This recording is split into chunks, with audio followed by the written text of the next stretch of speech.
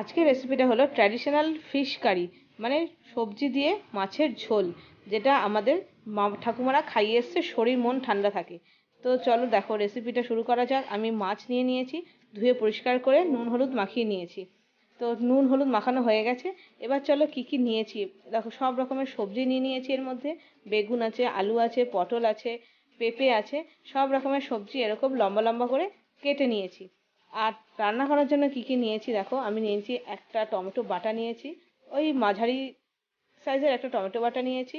1 চামচ আদা গ্রেট করে নিয়েছি। 3টে কাঁচা লঙ্কা নিয়েছি। মশলা হিসাবে নিয়েছি পরিমাণ মতো নুন, 1/2 চামচ হলুদ, 1/2 চামচ লঙ্কার গুঁড়ো, আর 1 চামচ জিরের গুঁড়ো। আর এই দিয়েই আমি বানাবো এই ট্র্যাডিশনাল ফিশ কারি, মানে সবজি দিয়ে মাছের ঝোল। তো কড়াইতে প্রথমে দিয়ে দিয়েছি 5 চামচ মতন তেল, সর্ষের তেল। তেলটা গরম হয়ে গেছে, এবার আগে মাছগুলো আমি ভেজে নেব।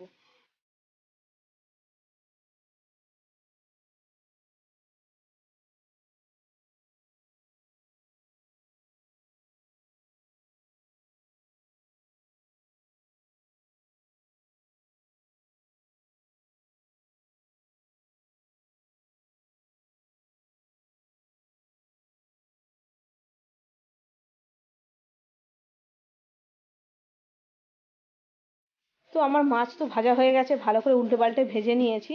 আর একটু কড়া করে ভেজেছি। তো মাছ ভাজার পরে আমি ওই তেলেই কিন্তু সব সবজিগুলো আগে ভেজে নেব। আর সব সবজি আমি একবারেই দিয়ে দিচ্ছি, ভেজে নেব। বেগুন আছে, আলু আছে, পটল আছে, পেঁপে আছে, সব সবজি কিন্তু একবারে দিয়ে দিয়েছি। আর গ্যাসের ফ্লেমটাকে হাই রেখেছি। আর 1/2 চামচের থেকেও কম একটু নুন আর একটু হলুদ দিয়ে সবজিগুলোকে ভাজছি, যাতে সবজির ভেতরে ভালো করে নুন ঢুকে যায়।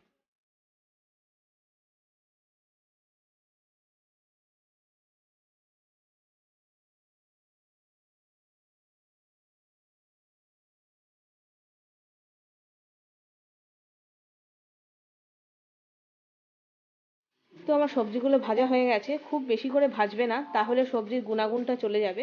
তো আমি এরকম হালকা করে ভেজে নিয়েছি, নিয়ে এবার তুলে নিচ্ছি। সব সবজি আমার একসাথেই ভাজা হয়ে গেছে। তো মাছও ভাজা হয়ে গেল, এবার সবজিও ভাজা হয়ে গেল।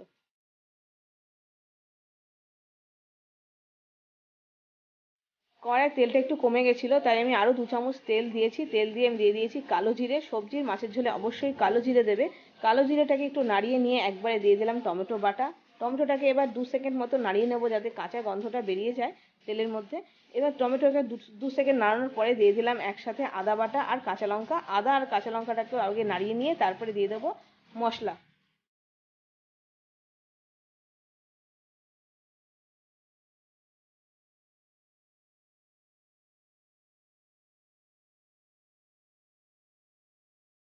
সব মশলাগুলো দিয়ে দিয়েছি, আর আমি বাটিটা ধুয়ে একটু জল দিয়ে দিলাম। দিয়ে এবার ভালো করে একটু কষাবো যতক্ষণ না পর্যন্ত তেল ছেড়ে দিচ্ছে।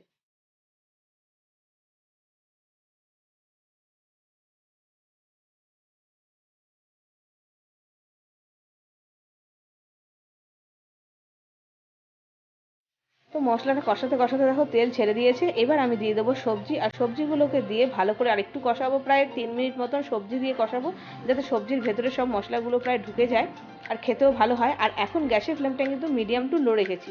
বেশি হাই ফ্লেম রাখলে মশলাটা তাড়াতাড়ি পুড়ে যাবে। তো সেই জন্য মিডিয়াম টু লোতে রেখে দিয়েছি। ভালো করে মশলা দিয়ে কষিয়ে নিয়ে এবার আমি দিয়ে দিয়েছি ঝোল। আমি 2 কাপ মতন ঝোল দিয়েছি, দিয়ে ঢেকে দিলাম 5 মিনিটের জন্য। 5 মিনিট পরে আবার ফিরে এলাম। এবার আমি দিয়ে দেবো মাছ। আর সবজির ঝোলটা দেখো সুন্দর করে ফুটে উঠেছে, আর গ্যাসের ফ্লেমটা কিন্তু মিডিয়াম টু লো রেখেছি। এবার মাছ দিয়েও কিন্তু আরও 5 মিনিটের জন্য ঢেকে দেবো, কারণ আলু গোল।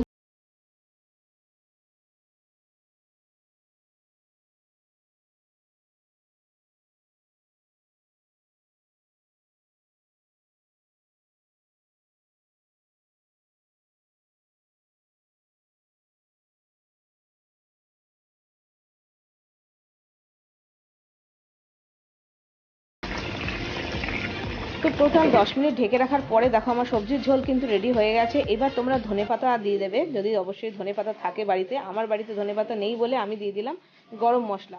এবার গরম মশলা দিয়ে 2 থেকে 3 মিনিটের জন্য ঢেকে রেখে গ্যাসটা বন্ধ করে দেবো, আর তারপরে কিন্তু গরম ভাতের সাথে সার্ভ করে দেবো।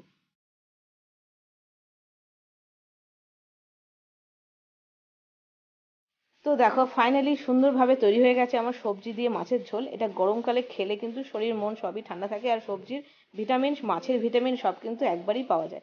খুবই ভালো লাগে দুপুরবেলা খেতে। চলো গরম গরম ভাতের সাথে তাহলে সার্ভ করি। রেসিপিটা তোমাদের কেমন লাগলো জানিও, যদি ভালো লাগে বাড়িতে একবার ট্রাই করো। আজকে এই পর্যন্তই, দেখা হচ্ছে নতুন একটা রেসিপির সাথে, ততক্ষণের জন্য বাই বাই।